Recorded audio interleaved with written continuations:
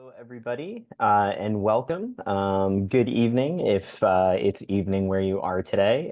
Good day, good morning, depending on where you're joining the call from. We're so pleased that you're here with us while we talk about Point of Pride's HRT Access Fund, and we thank you in advance for your time and attention in joining us. For folks who might want closed captions, you can enable Zoom's real-time closed captioning, which also includes language translation support. If anyone has any questions about this, please drop a note in the Q&A chat so we can help troubleshoot there.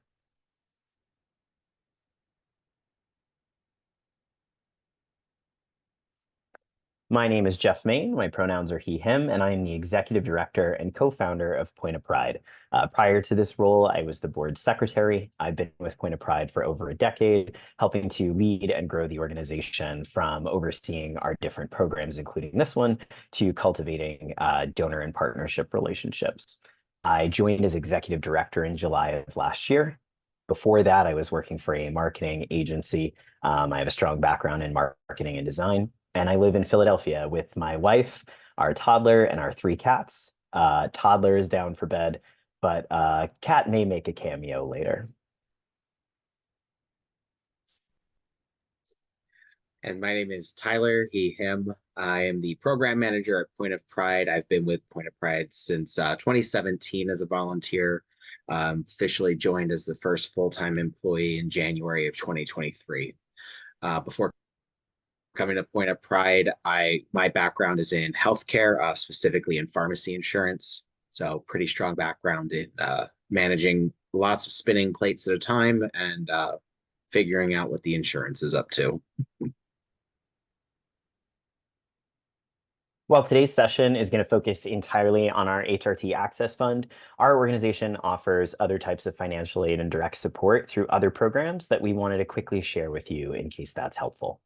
We offer the annual Trans Surgery Fund, which provides direct financial aid to trans folks who cannot afford gender-affirming surgery. The Electrolysis Support Fund provides financial aid to trans folks who can't afford permanent hair removal services, including electrolysis and laser hair removal. We also mail out free chest binders and femme shapewear undergarments to trans folks who need them and cannot afford or otherwise safely access them, and we do that entirely free.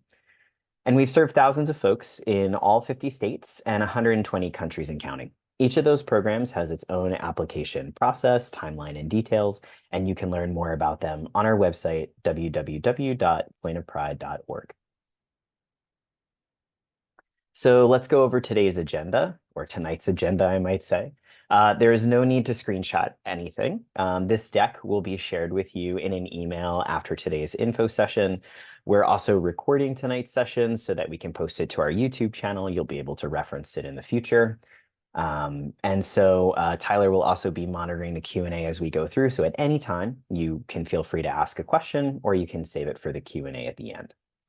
So today we're going to go over the program, important dates to keep in mind, the applicant experience, what our reviews process looks like, what you can expect if you are awarded as a recipient, and then we're going to end with that open Q&A. And before we dive in, I see that we do have a few folks that are joining today's info session who are international outside the US, and out of respect for you and not wanting to waste anyone's time, please know that one of the program requirements is that you are within the United States in order to apply. So if you are planning to move to the United States by September 23rd of this year, you're eligible to apply. If you are not intending to move to the United States, however, you are unfortunately not eligible at this time. If our program expands in the future in such a way where we're able to support people who live outside of the United States, we're going to make a ton of social media announcements. We're going to send a lot of emails. So we highly recommend that you follow and subscribe if you haven't already. About the HRT Access Fund.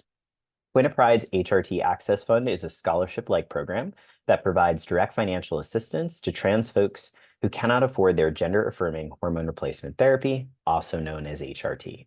Recipients of the program will receive 12 full months of telehealth provider membership, coverage of prescription medication and supplies, and coverage for lab work and monitoring, plus transportation to those lab appointments. To date, we've awarded over $255,000 through the program. It launched in 2020. And this cycle, we're anticipating to award between 70 and 90 recipients, which is really exciting as it will be our largest cohort to date. That said, I definitely want to flag that access to healthcare is a right that every person, trans or cis, deserves. Unfortunately, with our current financial resources, the HRT Access Fund is a very competitive program. So what that means is with the volume of applications that we anticipate we'll get this year, we expect an award rate of about 4 to 10% of everyone who applies.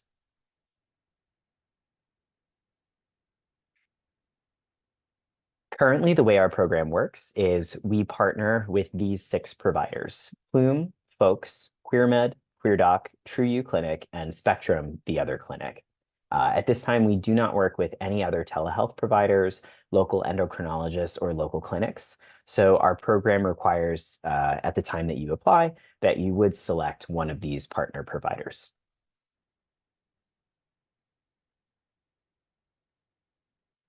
The requirements to apply. So first, we ask that you identify as trans, and we have a very broad definition of what that means. If you identify as not cis, you are eligible to apply.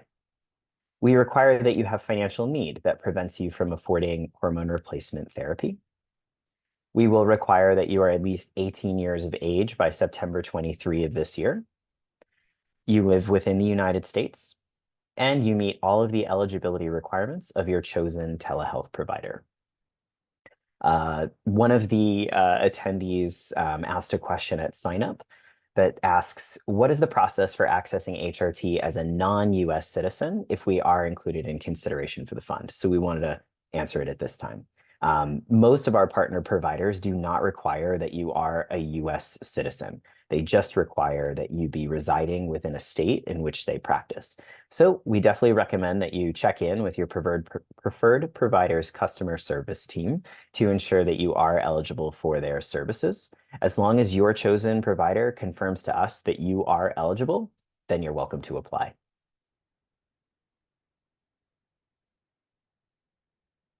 You can apply regardless of whether or not you've accessed HRT in the past or if you're currently on HRT. You can apply regardless of your employment, housing, disability, or immigration status. You can apply regardless of whether or not you have insurance. And you can apply whether or not you've received funding or support or are currently receiving funding or support through any of Point of Pride's other programs. So now some important dates. Our applications will open on Wednesday, May 15th. They will close on Sunday, June 30th at 11:59 p.m. Eastern Standard Time. That is a final deadline. It's the last day of June, and absolutely no applications can be accepted after this date. When you apply within this application window, so whether you apply first thing on Wednesday, May 15th, or whether you apply late at night on June 30th, has no likelihood, or excuse me, no impact, positively or negatively, on your likelihood of receiving funding. And as we mentioned a few minutes ago, for international applicants, at this time, all applicants must reside within the United States, within the current service area of their chosen provider in order to be eligible. And this is simply due to our 501c3 status and the complexities of navigating international law around controlled substances, especially in areas of the world that are hostile to transgender or LGBTQ+ folks. That said, if you are outside of the United States and you know that you will be moving to the United States for an extended period of time, like if you're coming for school or for work or simply to relocate, if you're going to do that before September 23rd, then you are eligible. And we'll just ask that you indicate in your application the state that you will be moving to. So now we'll talk a little bit about the applicant experience. At the time that you apply, you'll have the option to name someone as a support person. This is for help as you navigate the application process. So you can list someone in your life to act as a liaison, a translator, or just a general support person. This can be a friend, a chosen or blood family member, a counselor, a social worker. really anyone in your life who you feel can help you navigate the process and submit a high quality application. This person will be CC'd on all email notifications regarding your application status. Their access can be revoked at any time simply by emailing us. You can also change your support person at any time by contacting us. Support people are also eligible to apply at the same application cycle. So you can be both an applicant for your own care and a support person to another applicant. And if you're under the age of 18, but will be turning 18 in September, you will be required to list your parent or legal guardian as your support person. Instruction packet. So again, this link will be dropped in the chat. It will be in that email that follows today's info session. We've created a document that thoroughly walks you through every question on our form and explains in bullet points what our reviewers are hoping to understand about your unique needs. So we strongly recommend that you consider your responses or even draft them ahead of time. We've heard from past applicants and recipients that it's been really helpful to get a head start, write some written responses, maybe edit them a little bit, and then submit when the application is open. So we encourage that as well. Our application form will ask you for contact information, optional demographic information, information around your HRT needs, including your chosen partner telehealth provider. And then we'll ask you some short answer responses in which you'll demonstrate your financial need and your lack of access to HRT. And again, all of these questions are explained within that instruction packet. The form itself is hosted on a platform called JotForm. This is very secure and HIPAA compliant. We also store your data following privacy best practices, and more information about that can be found in the privacy policy on our website. So some notes. If you are selected as a finalist, or if our reviewers determine that they need additional information in order to evaluate your application, we will contact you via email. You may be invited to submit additional written responses or participate in a brief phone or online interview. And for Florida residents only, you will be asked to complete a brief survey about your availability to attend an in-person onboarding appointment with your chosen provider. If you are selected as a recipient, we will contact you again via email or phone regarding next steps. The details of your award will be explained in your recipient agreement. And that recipient agreement, we'll talk about this in a little more color in a bit. It'll also be paired with an opportunity for you to join something that we're calling a before you accept info session. It's very similar to this one, in which Tyler walks you through everything that's in that agreement and answers any questions you might have. If you are not selected as a finalist or a recipient, we will notify you via email, and you are welcome to apply again during the next application cycle. This is an annual program. We know that we will open this again. Exact dates are still TBD, but we know it'll be spring, summer of 2025. We also want to note that our team will store your application materials for a full year. And sometimes we're able to pair additional candidates with financial assistance as we gain new grants, new resources, new opportunities. So there's a possibility that you may be contacted later in the year via email if that's the case. We have a full list of frequently asked questions on our website, but we wanted to focus on the handful that we get most commonly. So what are the age requirements? Again, you have to be 18 years of age to apply. There is no upper limit for age. Are there any health requirements? So Point of Pride does not have any health requirements or limitations for you to be eligible to apply.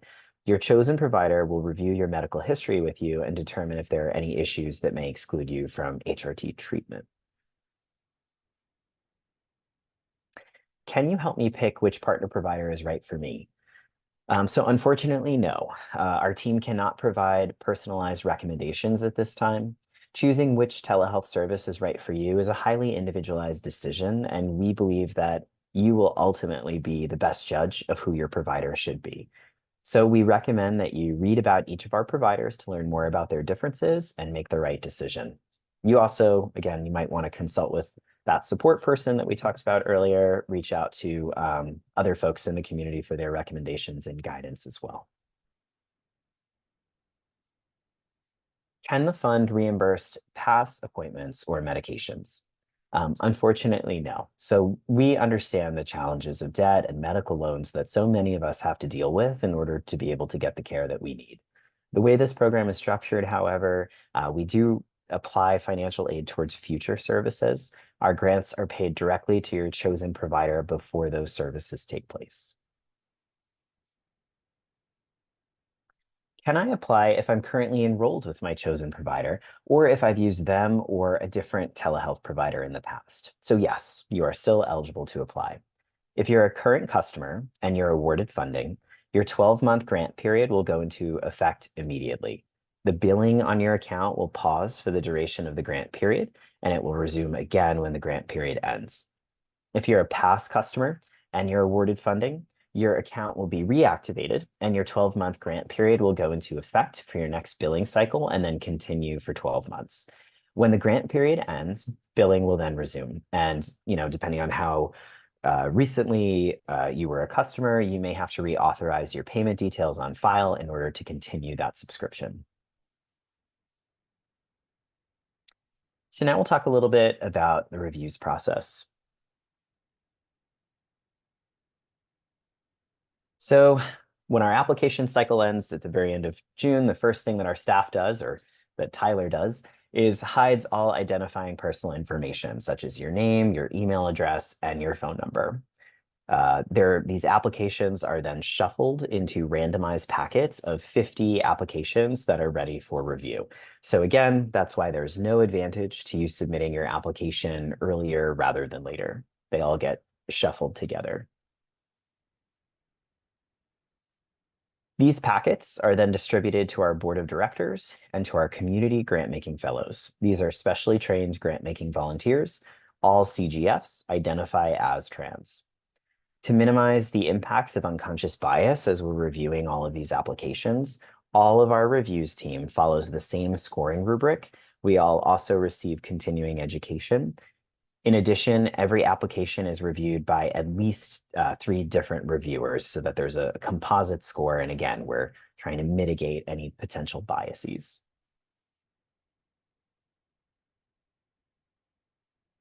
In terms of the timeline for reviews, again, we're expecting to receive thousands of applications this cycle. So we anticipate it will take somewhere between 4 and 12 weeks from the end of the application window, so that last day in June, to review and select our recipients.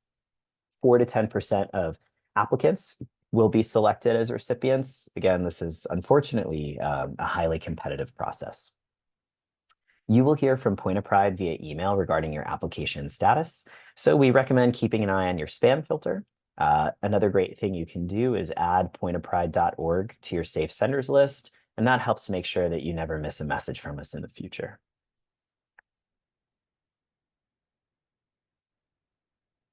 So now we'll talk a little bit about the recipient experience. So if you are awarded as a recipient, you will receive a grant agreement via email, and this will contain the full details of your award. So again, Point of Pride will provide you with financial assistance equal to the cost of 12 months of membership through your chosen provider or regular telemedicine appointments with the frequency that's determined by your provider based on your unique HRT needs. We'll cover prescription medication costs, including some of the ancillary medications that your transition may require, and any supplies necessary for administering your HRT medication like needles or syringes.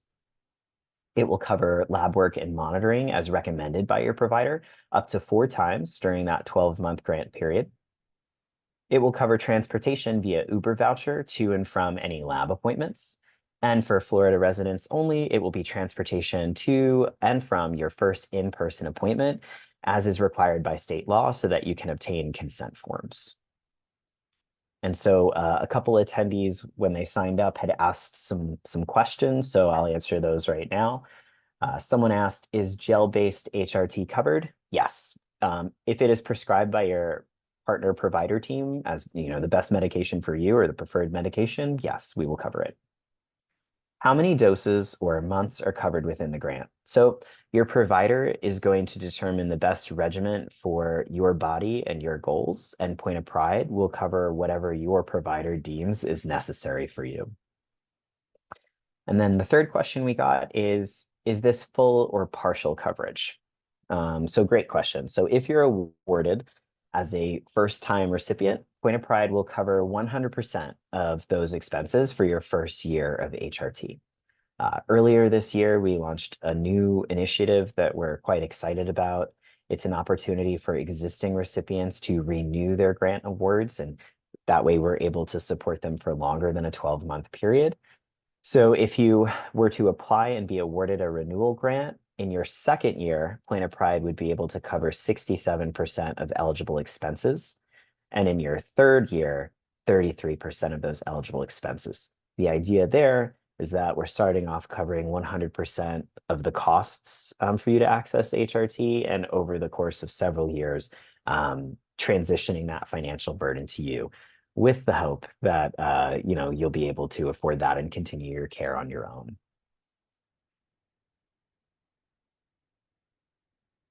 You should anticipate covering travel fees to and from lab work unless you're using a Point of Pride Uber voucher.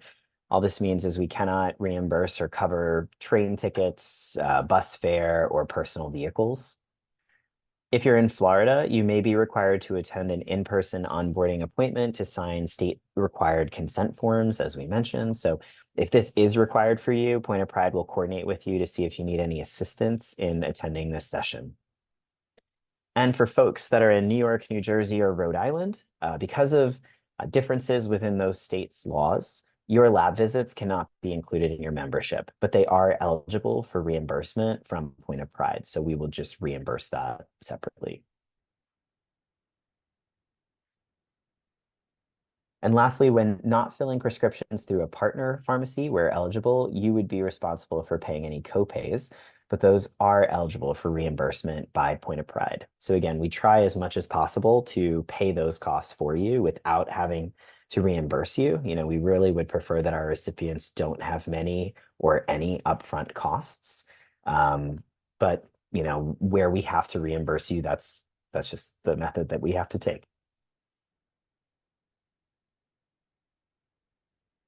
So in that same email where we'll notify you that you're a recipient and we'll send you your grant agreement, we'll also include a couple ancillary forms. So we'll ask you to complete a HIPAA disclosure. This is a document that names Tyler and myself as points of contact that can speak to your provider's office. We don't ask for any health information or anything personal. It's strictly for payment fulfillment. It's just for financial conversation.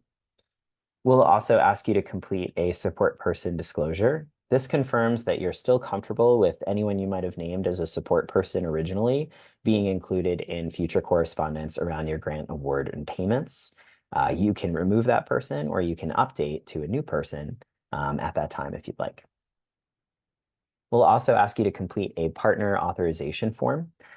So Point of Pride builds partnerships with other values-aligned nonprofits that serve the trans community to be able to access healthcare. And these other organizations offer services like post-operative nursing care or free flights within the United States to be able to access healthcare, services that we don't offer directly, but we can gladly refer you to these trusted partner organizations to see if these services would be helpful for you. So only in that event would we share your personal contact information with a third party. And then lastly, we'll ask you to complete a media disclosure. So you'll see a screenshot of what that looks like on the right-hand side of this slide. You will have the option to tell us exactly how you want your name, photos, and information to be shared publicly. And for your privacy and security, you can be as anonymous as you would like to be.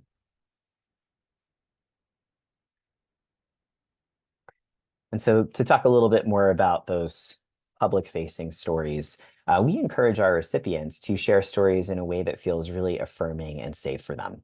If you've been on our website, if you follow us on social, you may have seen some of these recipient narratives that we've shared. And so, many of our recipients choose to not publicly share in these stories, in these announcements, some of the details that they might include in their application. So if you apply and you tell us things about your disability status, your health or mental health status, immigration status, or experiences of violence or discrimination that you have faced.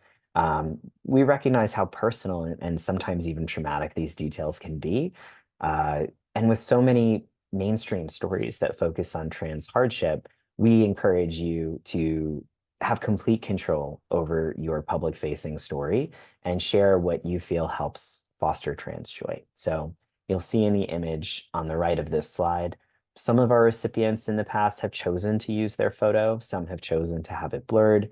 In some instances, we'll select stock photos that represent the recipient's ethnicity origin. And if you'd like, we encourage you to visit our website and read through some of their stories for examples of what some folks have shared.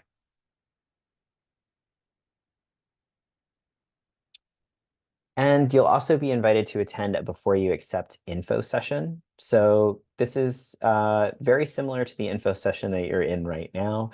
It's an opportunity for you to join a webinar before you officially sign or submit any paperwork. Tyler will go over everything in great detail and answer any questions that you might have about the grant award.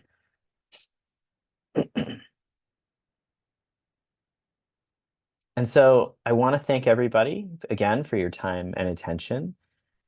When you leave today's info session, you're going to see a link to a quick feedback form. Please take a moment, fill that out, let us know your thoughts. We thank you in advance. We intend to keep doing info sessions like these, and we want to make sure that folks are getting a lot out of it. You can always connect with us at any time by emailing hrt@pointofpride.org. You can connect with us on Instagram, Facebook, or TikTok. And you can visit our website, www.pointofpride.org. And so with that, I'm going to go ahead and turn it to the open Q&A. I know Tyler has been answering some questions in the Q&A as we've been going through. So I'll give folks a few minutes.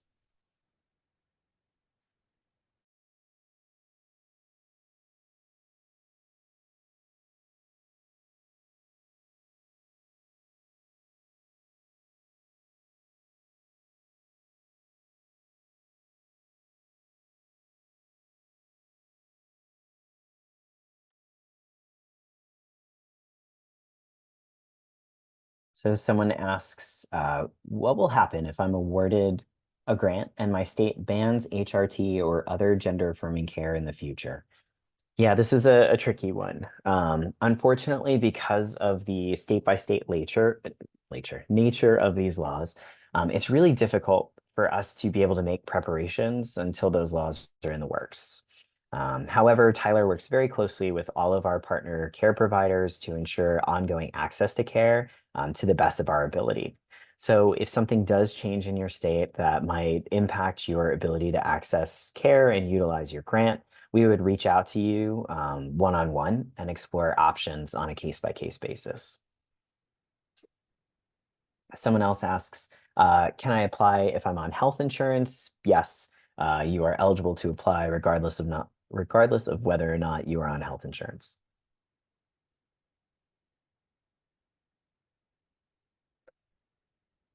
Another attendee writes, can this fund cover other types of medications? So yes, this fund is primarily focused on providing access to HRT, so testosterone and related medications, estrogen and related medications. But we do cover some other commonly prescribed medications associated with that. So things like androgen blockers, medications that help against hair loss, or loss of sexual function that could be associated with HRT. And if you're using an injectable form of medication, the grant would also cover things like injection supplies, so needles, syringes, and a sharps container.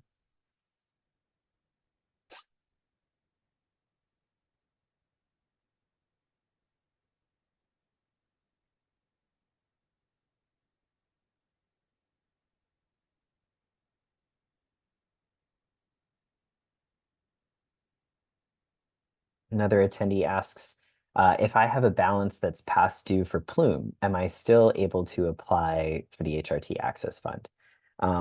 So here we would recommend that you check in with Plume's customer care team. And if this is true for other folks who are part of tonight's info session, check in with your provider's customer service. We will accept your application, so you're still eligible to apply. But ultimately, if your provider comes back and tells us that you are not eligible for their services for any reason, we will not be able to finalize your award.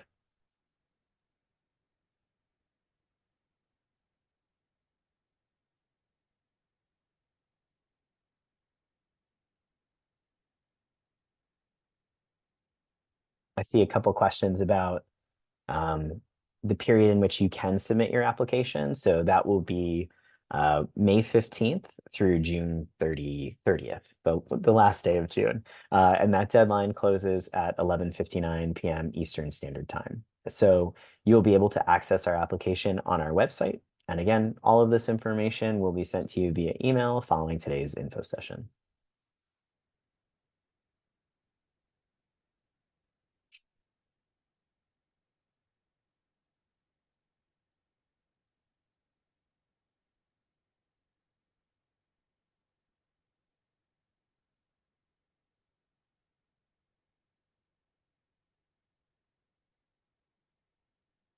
Someone asks, is there any way I can consult with one of the partners regarding a pre-existing medical condition that might make me ineligible before I submit the application?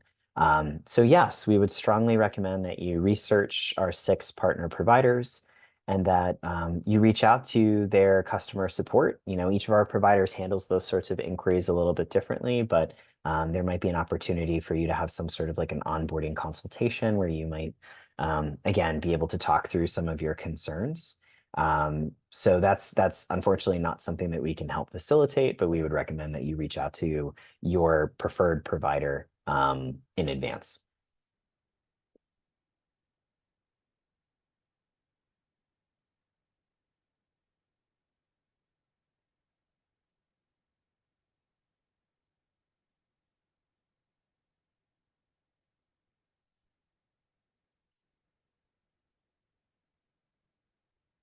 Someone asks if this fund could cover primary care visits. Unfortunately, no. At this time, the grant does not cover expenses associated with non-HRT visits with your provider.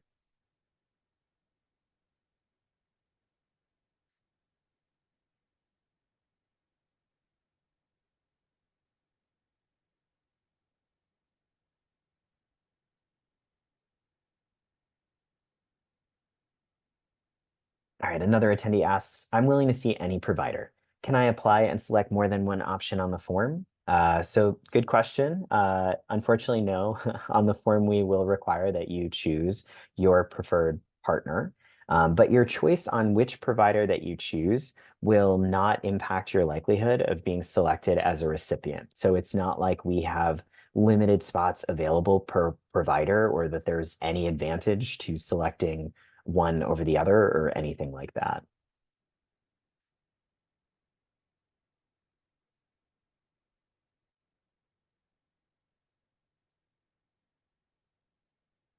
All right, so I see a question. Do partner providers work with Medicaid? And Tyler, you beat me to it, so I'll read it out loud. So most of our providers do not, unfortunately, accept Medicaid. Some of them even require that you are not on Medicaid at all. So we recommend that you check your preferred providers' eligibility requirements on their websites. And links to each of those partner providers, again, will be emailed out following this info session.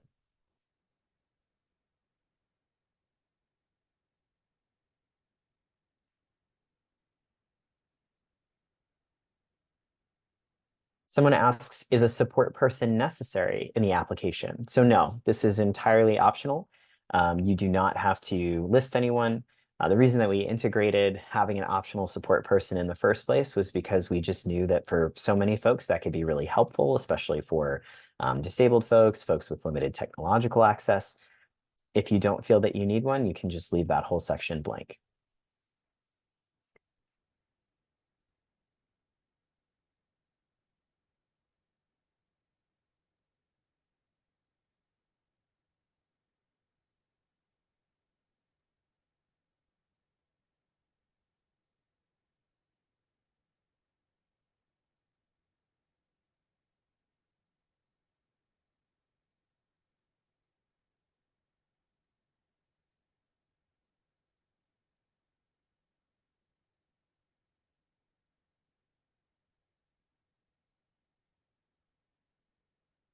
Great. I am starting to see some of the questions in the Q&A slow down a little bit. I think we will wait a few more minutes for folks that might have other questions. If something comes to mind after we end today's info session, you can always reach out to us via email or social, and we'd be happy to get you some information or point you to the right place.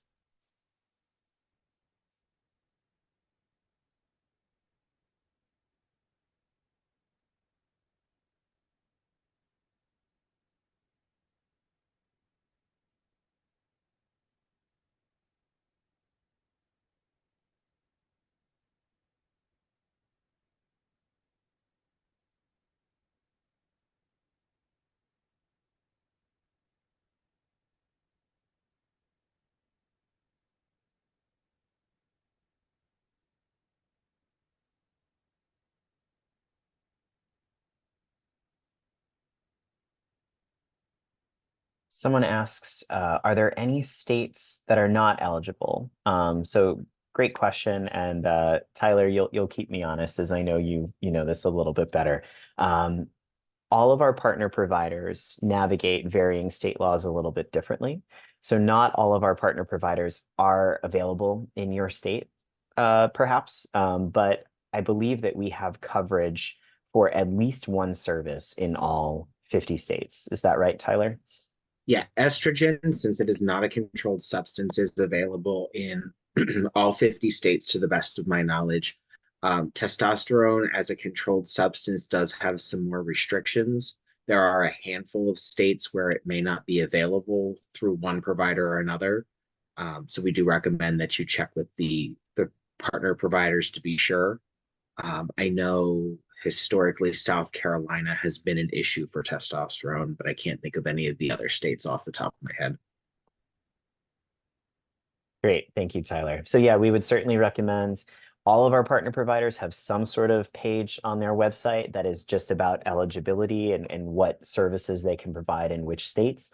If you're having trouble finding that, you can reach out to the provider's customer service department, and ask them directly.